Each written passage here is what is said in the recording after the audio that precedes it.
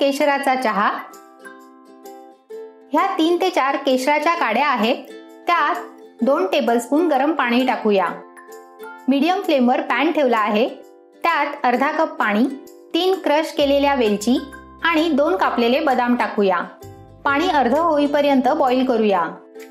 वेलचीचा अर्क तयार आहे. त्यात 1 कप पाणी, 2 खडीसाखरेचे तुकडे आणि भिजवलेलं केशराचं पाणी टाकूया. खडीसाखरेऐवजी तुम्ही गूळ किंवा साखर वापरू शकता.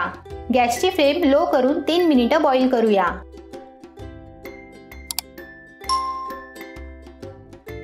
तीन मिनिटं झाली आहे. केशराचा चहा रेडी आहे. सर्व करूया. ह्याप्रमाणे बदामाचे काप टाकूया.